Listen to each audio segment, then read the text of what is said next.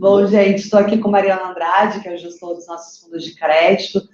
Já respondendo aí, a gente vai começar a falar do PORD. Na sequência, vamos falar dos nossos fundos mais líquidos, do Polo High Yield e do Polo Crédito Corporativo, nosso fundo de renda fixa.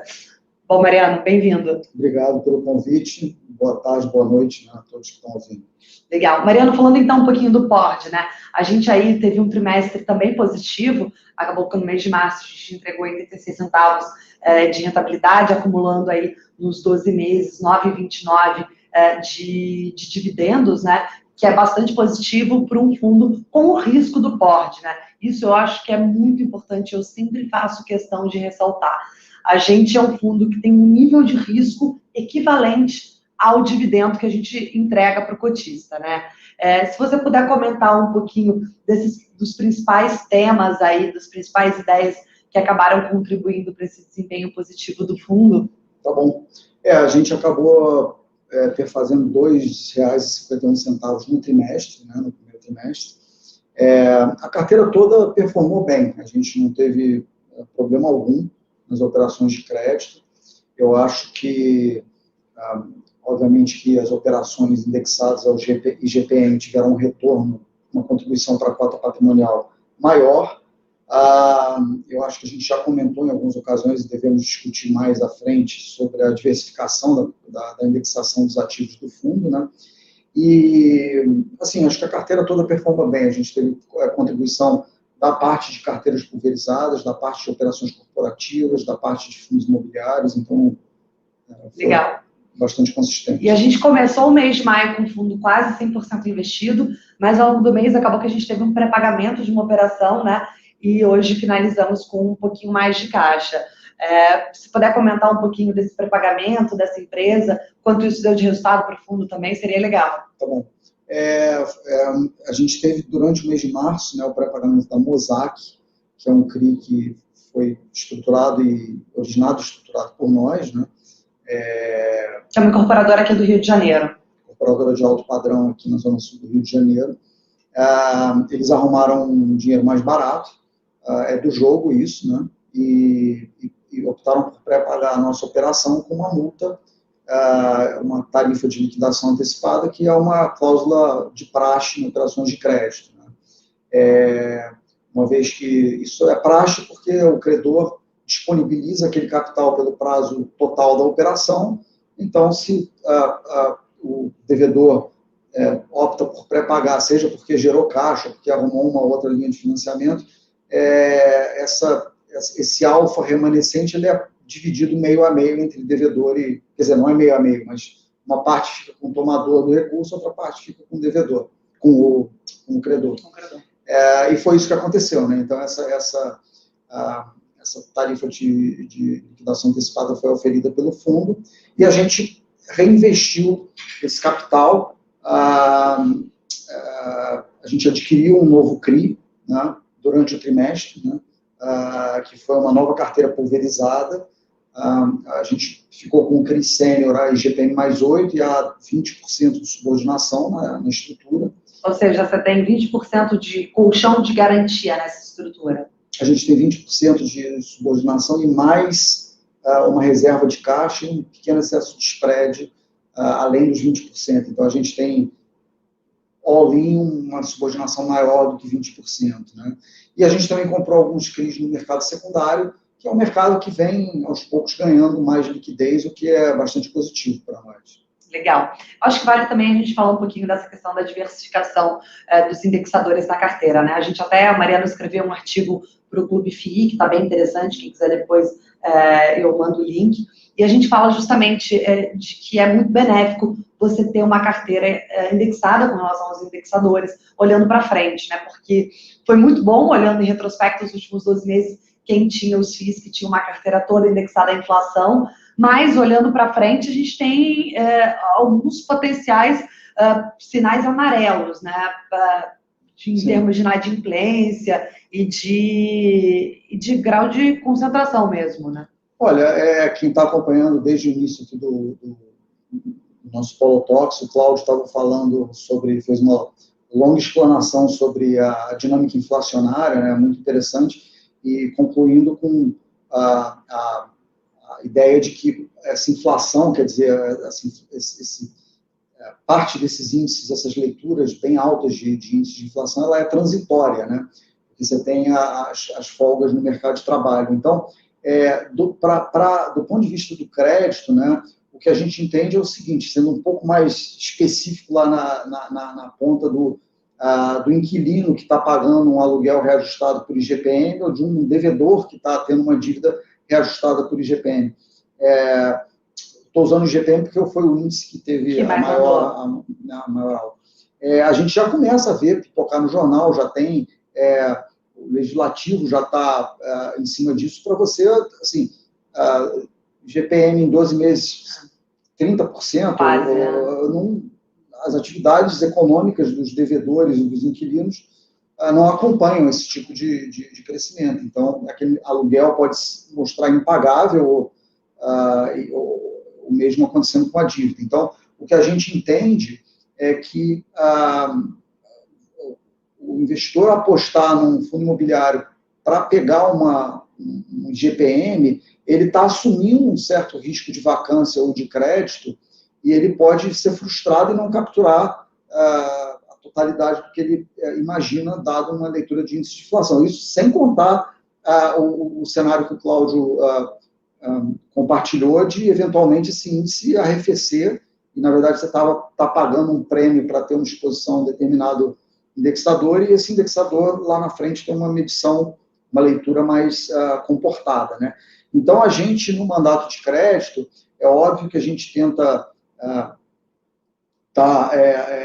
enfim, em linha com as expectativas macro da casa, mas certas operações vêm prontas em IPCA, porque o ativo é IPCA ou IGPM, e a gente não... a gente é agnóstico em relação à indexação se o crédito for bom e se a taxa equivalente for adequada. A gente não é um fundo macro aqui, exatamente, né? Então, tem outros instrumentos para quem quer capturar a inflação. Aí a gente gosta de ter uma carteira que é parte pré-fixada, parte CDI+, parte IPCA+, e parte GPM+, porque no longo prazo esses efeitos acabam reduzindo a vol da distribuição do fundo. Exatamente. Eu acho que é super importante também, né? O POD é um fundo super antigo, que existe desde 2012. A gente já viveu o momento que você teve um pico de inflação e vivemos um aumento de inadimplência do fundo. Infelizmente, não tivemos nenhum evento de default relevante na carteira, né? Justamente pela questão da razão de garantia dos nossos CRIs. Quando a gente olha os CRIs pulverizados, né, que você tem, normalmente são eles indexados à IGPM, na crise de 2015 e 2016, a gente viu, sim, de fato, um aumento na inadimplência, mas a nossa tranche subordinada, ou seja, o colchão de garantia, sempre foi muito mais do que suficiente para cobrir esse aumento de inadimplência. E isso se reflete também para hoje, né, nos CRIs pulverizados e nos CRIs corporativos. A gente não está vendo piora das empresas, né, como o Mariano falou, apesar aí da piora que a gente teve do lockdown em algumas cidades, mas a gente também tem razões de garantias muito robustas, né, Mariano? A questão da empresa vai em linha também com o informativo sobre o polo macro, né, a discussão do polo macro, questão dos salários não estarem subindo, né? Então, a gente está com as empresas da nossa carteira muito bem paradas, a gente entende. Legal. E falando agora da minha palavra que eu adoro, pipeline, Mariano, o que você está enxergando aí de operação e de oportunidades para a carteira do fundo? Olha, então, a gente entende que no setor de small and mid corporates, né, companhias que tenham lastro imobiliário para oferecer, e hoje a CVM permite um entendimento mais amplo de lastro imobiliário, o que para a gente é bem positivo. A gente continua vendo situações onde os bancos não estão atendendo adequadamente as necessidades de financiamento das companhias, seja por questão de prazo ou taxa, né, de termos e condições, um termo mais abrangente, né. E, assim, o mercado de capitais se credenciou para ser um parceiro dessas companhias, né, e os fundos imobiliários, então, que são, na verdade, closed-end funds, né, eles não admitem resgate, né, o investidor que desejar reduzir ou sair da sua posição tem que fazê-lo em bolsa, e pode capital ser... perene, exatamente, né? Para o gestor aqui não é um resgate, é uma troca de cotista. Então, permite a esses fundos a entrar em operações com duration que começa a ser competitivo com os bancos que são franquias de depósito que tendem a ter capital perene também, né? Então, isso é bem interessante, a gente poder acessar de forma competitiva empresas menores, mas a gente está falando de empresas de 100, 200, 300 milhões, 400 milhões de faturamento. Então, não são companhias relevantes, né? Dentro não é a padaria da esquina. Exatamente. Então, esse setor, esse segmento, a gente acha que é bem promissor, bem profícuo. E na parte de carteiras pulverizadas, a gente também está vendo muitas oportunidades, né? E aí a gente tenta fazer a estrutura a qual a Nicole se referiu, com uma subordinação. Normalmente, a companhia fica com uma tranche subordinada, além de um excesso de spread na estrutura entre a taxa de cessão e a taxa a qual ocorre o CRI sênior, a gente ainda acumula, à medida que o tempo passa, o risco da operação melhora, né? Então, nessas duas vertentes a gente está vendo. E a gente, enfim, a gente acompanha o mercado de FIIs, né? Eu acho que vai ser interessante observar como é que nesse movimento de alta da Selic, os preços dos diversos segmentos de FIIs vão se comportar na Bolsa, para a gente ver se vai haver oportunidade, como a gente teve ano passado, de comprar ativos a preços bastante descontados. A gente está de olho, hoje a nossa carteira é muito pequena, mas a gente vai ser interessante observar como é que o mercado vai reagir nesse ciclo de alta de Selic.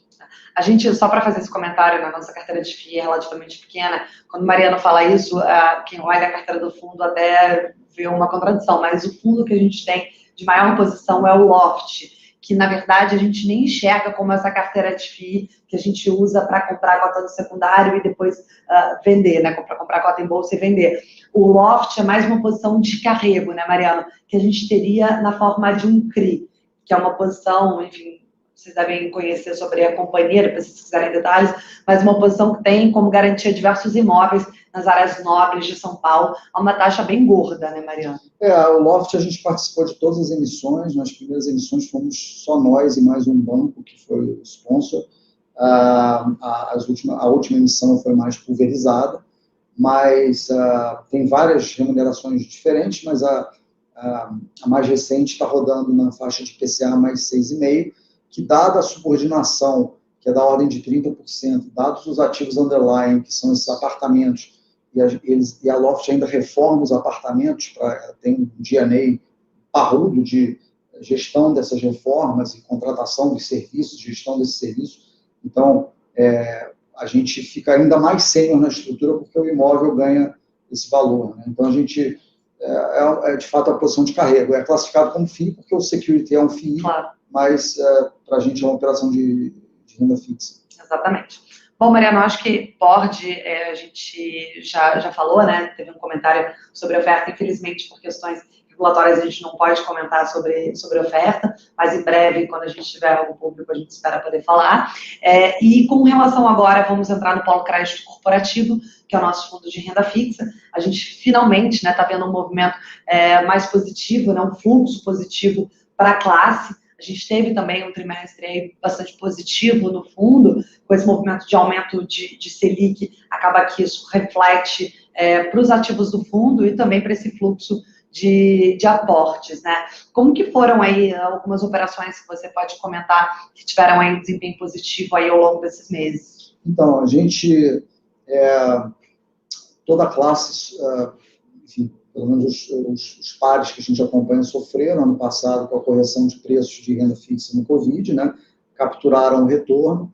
A gente teve a felicidade da alocação de capital de ser um dos fundos, ou talvez o fundo que menos caiu, porque a gente tinha uma posição muito grande em letras financeiras curtas, entendendo que o mercado vinha caro, né? Sim. O mercado foi de caro para muito barato em questões de pouco tempo, né, 1 a 2 semanas, e foi justamente um momento onde os investidores resgataram. Então, os preços eram muito bons, mas o segmento não tinha capital disponível, pólvora para ir, é o que os americanos chamam de shooting fish in a barrel, né? É tão fácil pescar, atirar no peixe numa área confinada, mas faltava a munição para atirar.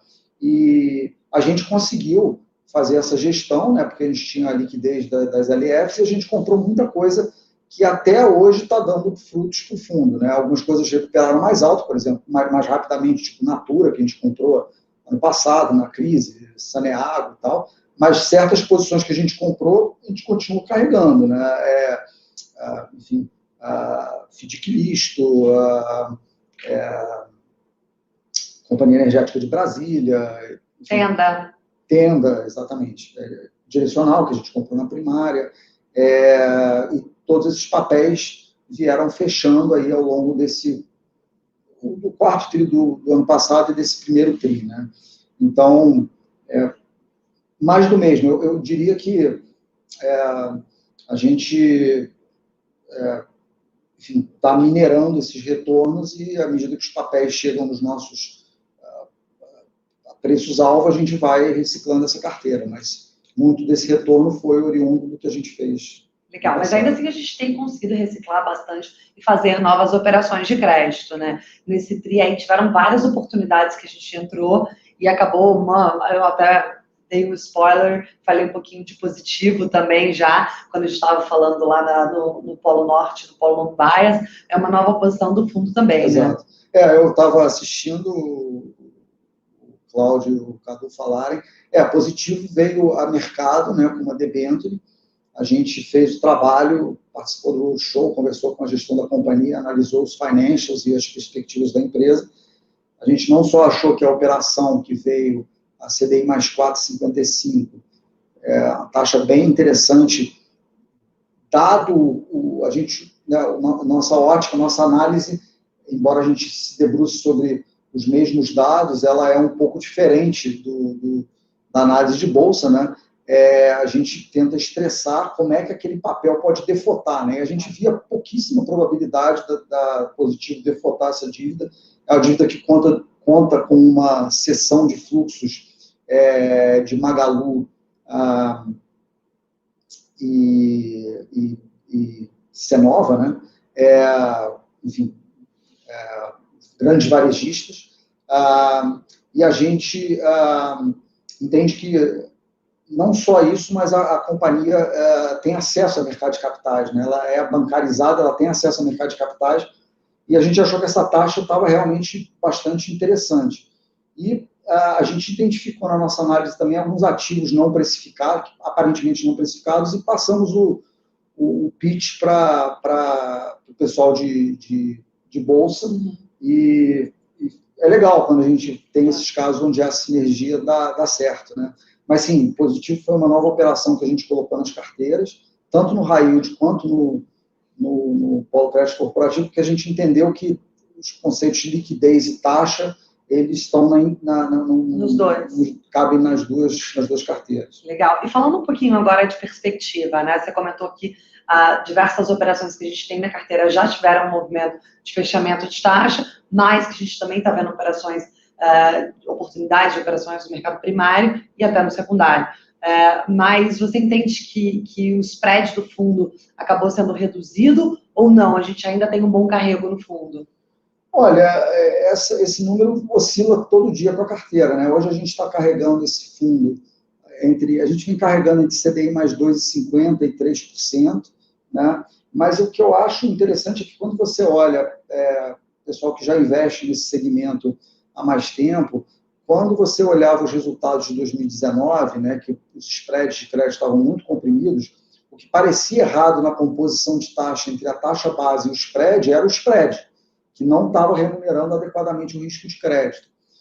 Quando você olha hoje, provavelmente o CDI está mais errado do que o spread. O spread já teve um pouquinho mais aberto, mas assim, esse fator que está mais errado, ele está em trajetória de correção, de ser consertado. Então, isso é positivo para a perspectiva, para o outlook, né? Como esse spread de crédito vai se comportar, ao longo desse movimento de aperto monetário, a gente vai ver, mas eu acho que a gente vai continuar vendo operações serem colocadas a taxas justas ou até generosas, como foi o caso de positivo. Eu acho que o mercado, a gente sente isso nas colocações, o mercado de capitais, as assets, os fundos, viraram players importantes com as captações que aconteceram em 18, 19, né? E acho que a gente vai retomar esse ciclo de captação, são participantes relevantes para certas colocações, né? Os bancos não mais têm aquela vontade de encarteirar papéis para toda e qualquer emissão, né?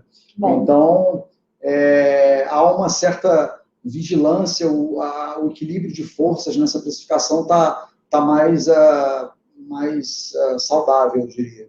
E com mais liquidez você consegue ter oportunidades de secundário, né? Fazer o que normalmente no mercado de ação é muito fácil, comprar e vender, fazer o trade tático, né? Como o Cadu comentou que a gente fez lá em BRDT, por exemplo.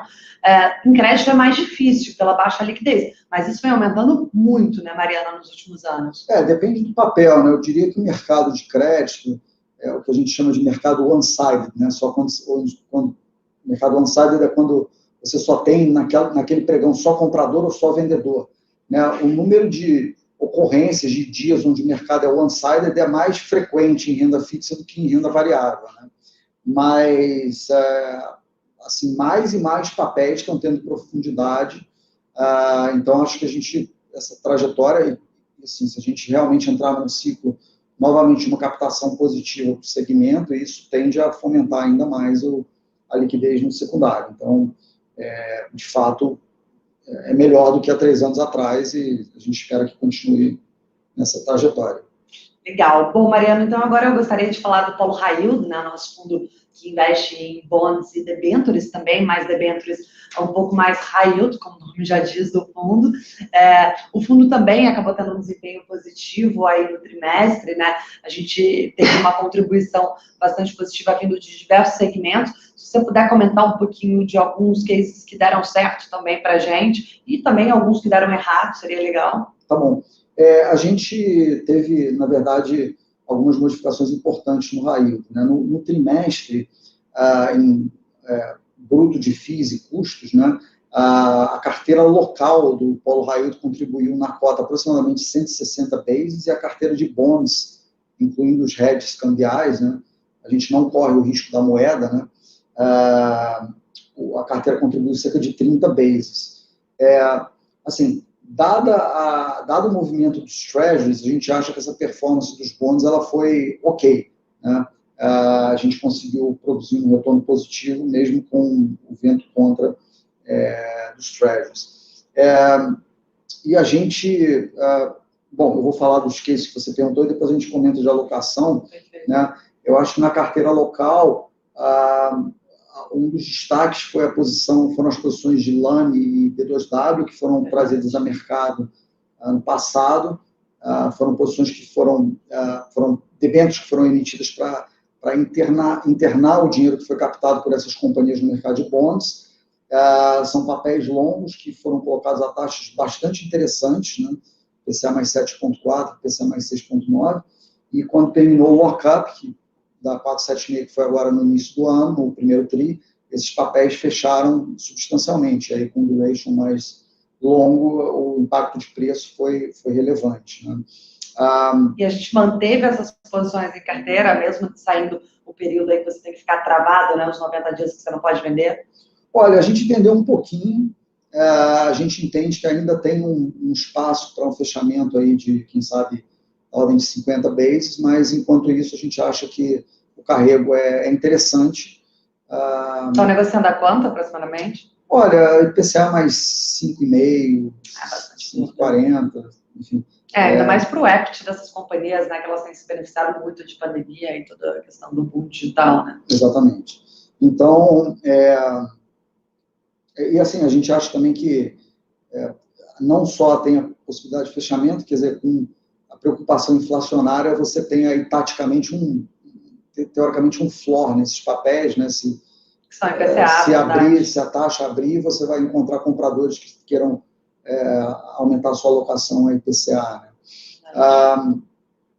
A gente está investido em algumas situações no mercado local que continuam dando um bom carrego, né? Acho que FDIC List foi uma posição que a gente comprou na crise, né? Um crédito que, na verdade, é uma estrutura onde o crédito subjacente é substancialmente Banrisul e Global Payments, que a gente comprou na crise a CDI mais 4,5, 5, né?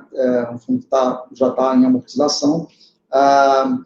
Eu diria que a gente fez um investimento, a gente comentou nas cartas, em CVC e NIO, né, IMC, que são situações onde o mercado de renda fixa penalizou bastante os papéis, apesar das companhias já terem resolvido as questões de covenants e renegociado com seus debenturistas, e, na verdade, a gente entende que não necessariamente a gente vai estar comprado nos equities, nos fundos de renda variável, mas para o mercado de renda fixa, esses papéis negociam a preço de equity, né, CDI mais 6,5 e CDI mais 8, dependendo da emissão, sendo sênior na estrutura de capital, e a gente observa bons movimentos na condução da companhia, né, em alguns casos troca de gestão, ajustes na estratégia, então nos parecem bons papéis para ter em posições médias, né, 3,5%. A gente até escreveu isso na nossa carta de dezembro, né? Os analistas de equity são de Marte, os de crédito são de Vênus. Às vezes uma coisa contamina a outra, mas na verdade o que a gente tem que olhar na seara de crédito é óbvio, tem que cuidar da volatilidade mark-to-market, mas ultimamente aquela companhia vai ter condições de pagar ou rolar sua dívida, ela tem acesso a outras linhas de crédito, enfim. Essa é a questão de $1 milhão, né? Então, e o que deu errado, que você perguntou, a gente reduziu, a gente já vinha reduzindo as nossas posições no book de bônus de bancos, né, brasileiros, que a gente montou também ali, meados do ano passado, a preços bastante descontados. A gente já zerou BMG, na verdade pagou, né, o Perpétuo de Votorantim, o bônus de Banrisul, tudo isso a gente... Já não tínhamos, né? A gente entrou no trimestre posicionado em Banco do Brasil Perpétuo, Itaú Perpétuo, e a gente vendeu o Banco do Brasil, a gente já vinha vendendo o Banco do Brasil, e a gente terminou de vender quando começou a discussão de executivo na Petrobras, né? A gente entendeu que era melhor sair do Banco do Brasil na qualidade de empresa estatal, e liquidamos a posição, mas ainda assim no trimestre foi detratora. E Itaú a gente manteve, Itaú, né? nós mantivemos, sim.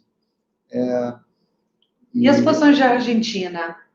Então, a gente entrou, a gente terminou o trimestre com 3 nomes em Argentina: Telecom Argentina, Edenor e Transener. Nós vendemos agora, já falando do segundo TRI, vendemos Telecom, que a gente só conseguiu comprar um lote pequeno quando teve a confusão lá da regulação do Banco Central, e realizamos o ganho. Também realizamos o ganho de Transener, agora no início de abril. E a gente está posicionado em Edenor, então, na verdade, a gente terminou o mês com aproximadamente 10% do PL, hoje a gente tem cerca de 5%.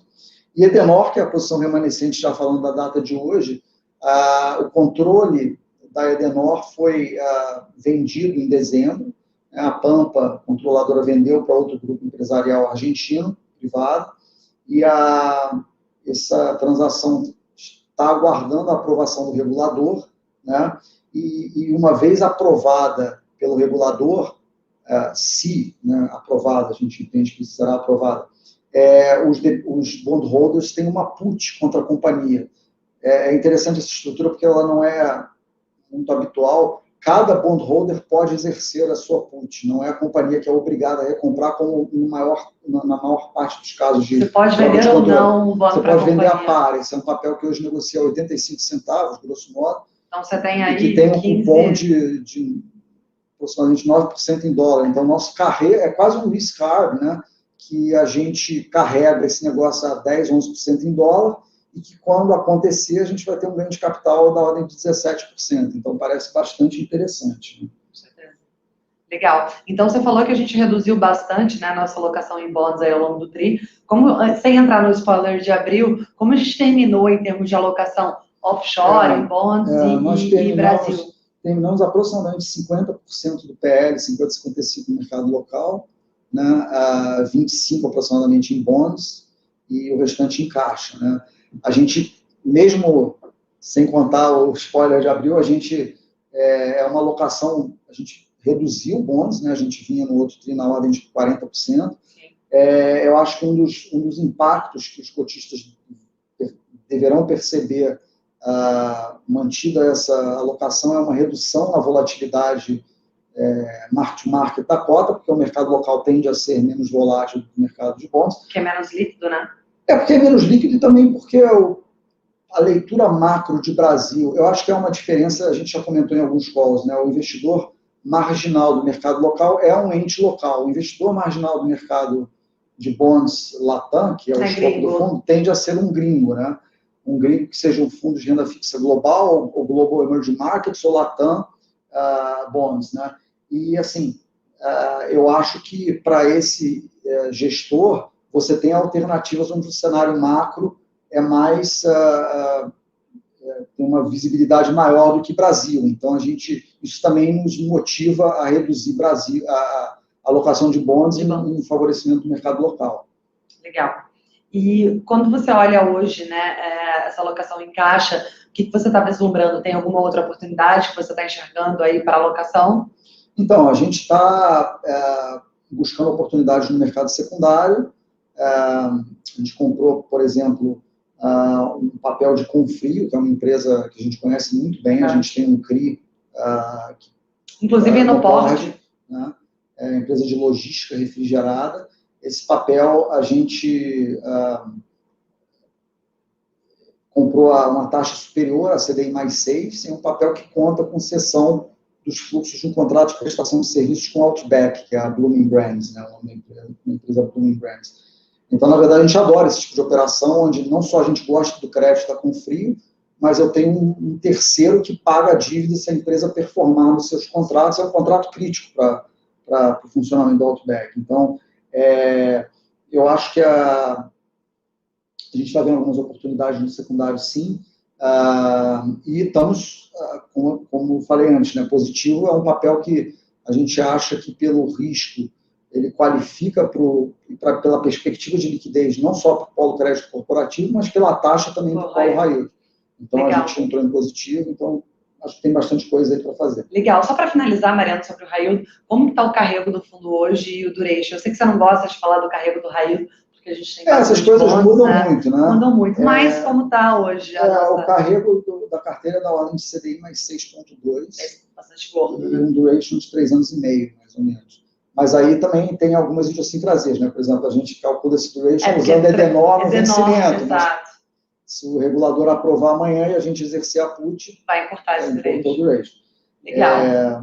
Mas, enfim, está bastante interessante. Legal. Bom, Mariano, super obrigada. Obrigada aí ao nosso ouvinte. Foi um prazer estar com vocês. E obrigado e até a próxima. À disposição. Um abraço, gente. Tchau, tchau. Perfeito.